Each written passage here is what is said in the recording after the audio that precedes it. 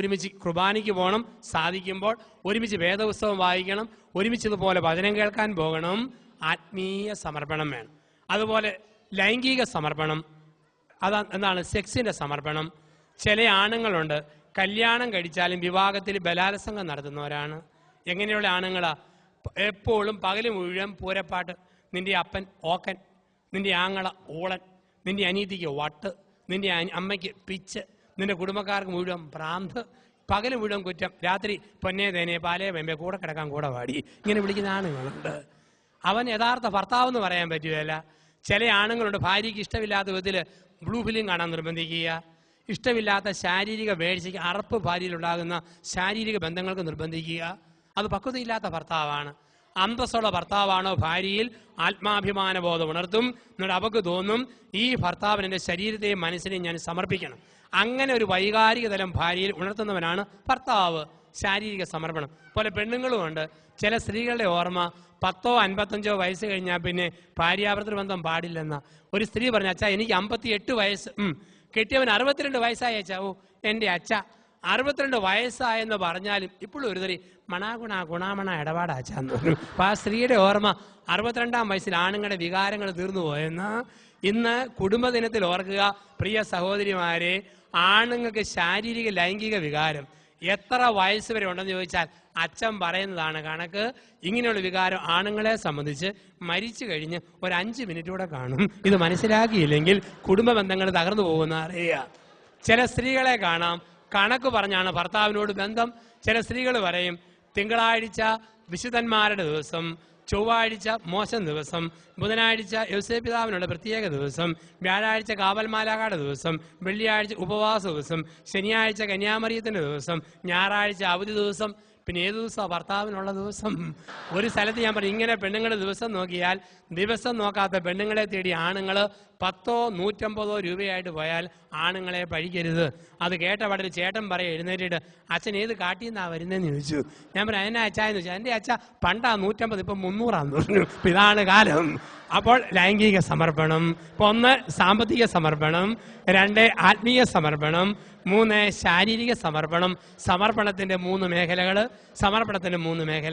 ഇപ്പൊ സമർപ്പണം വേണം കുടുംബം സ്വർഗമാണെങ്കിൽ. ഇപ്പൊ 1 സ്വാതന്ത്ര്യം, 2 സുരക്ഷിതത്വം, 3 സാമീപ്യം, 4 സംതൃപ്തി, 5 സമർപ്പണം.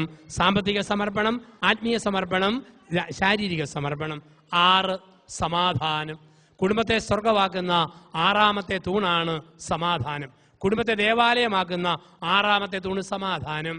എന്തെല്ലാം വേദനയുണ്ടെങ്കിലും ഭാര്യയുടെയും ഭാര്യ വീട്ടുകാരുടെയും സ്വന്തം വീട്ടുകാരുടെയും സമാധാനം തകർക്കുന്ന ഒരു വാക്കും ഭർത്താവ് സംസാരിക്കരുത്. ഒരു സ്ത്രീക്ക് എത്ര ബുദ്ധിമുട്ടുണ്ടായാലും കെട്ടിയവന്റെ വീട്ടുകാരുടെയും കുറ്റം പറഞ്ഞ് സ്വന്തം അപ്പനമ്മമാരുടെ അടുക്കിലേക്ക് ഓടരുത്. തൊണ്ട പുഴുത്തോ ഞൊണഞ്ഞിറക്കുക. ലോകത്താരോടും പറയരുത്. എത്ര സഹിക്കേണ്ടി വന്നാലും സമാധാനം തകർക്കരുത്. ഭർത്താവിന്റെ അമ്മയിൽ നിന്നും അപ്പനിൽ നിന്നും അകറ്റുന്ന, പെങ്ങന്മാരിൽ നിന്നും സഹോദരന്മാരിൽ നിന്ന് അകറ്റുന്ന ഒരു ഭാര്യയായിരിക്കരുത്.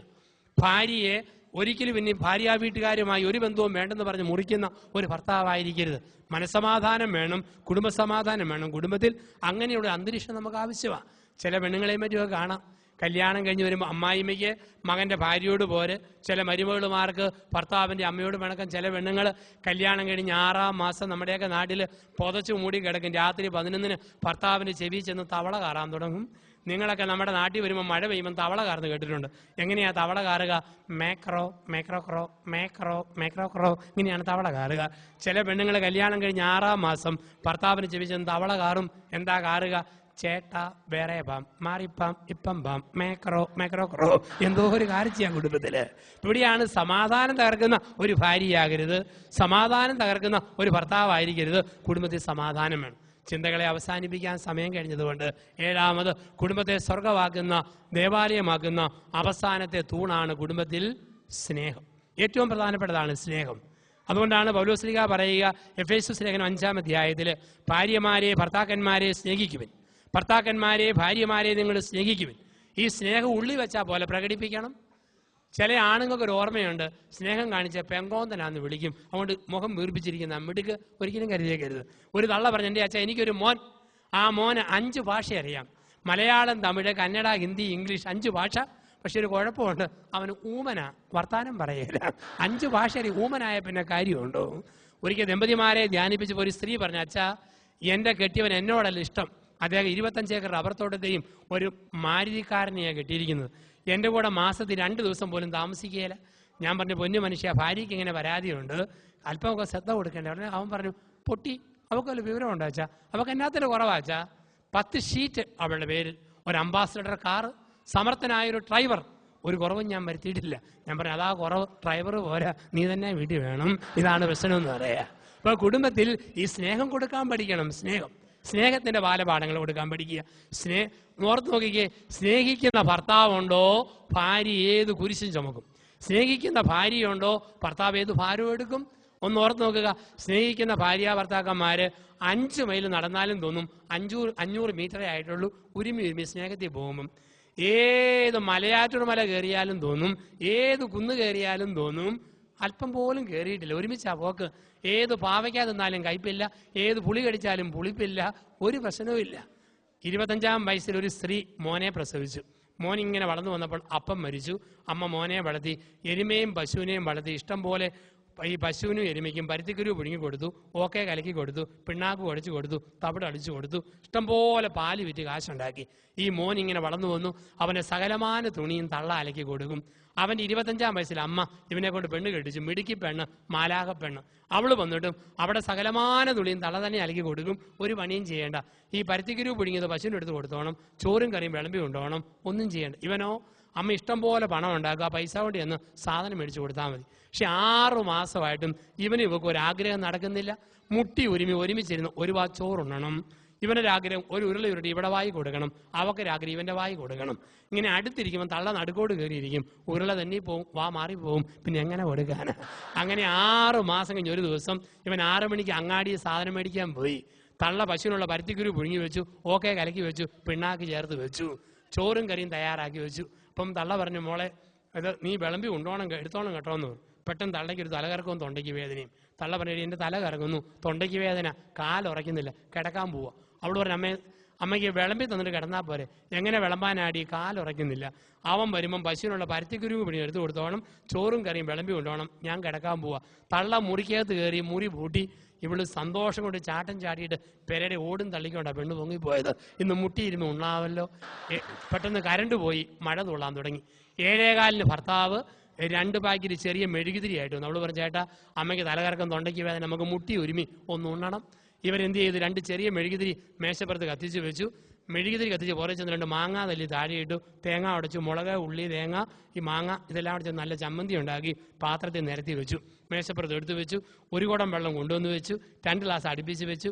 2 പ്ലേറ്റ് ഉരുമിയിട്ടു. 2 കസേര ഒന്നിനുമേൽ ഒന്നായിട്ട് മുട്ടിച്ചിട്ടു. എന്നിട്ട് 2 പേരും കൂടെ മങ്ങിയ തിരിയും കൂടെ അകത്ത് ചെന്ന് 1 കലം ചോറ് കൊണ്ടുവന്ന് വെച്ച് വിളമ്പി ഉണ്ണാൻ തുടങ്ങി. 8:30 മുതൽ 10:30 വരെ ഇവനെ നുരുട്ടി ഇവിടെ വായിൽ, ഇവിടെ നുരുട്ടി ഇവന്റെ വായിൽ, ഇടയ്ക്ക് സപ്പോർട്ടായിട്ട് തേങ്ങാ മാങ്ങ ഉള്ളി ചമ്മന്തി നാക്കയിലും അണ്ണാക്കയിലും തേച്ച് കൊടുത്തു. അങ്ങനെ 10:30 വരെ ഉണ്ടു.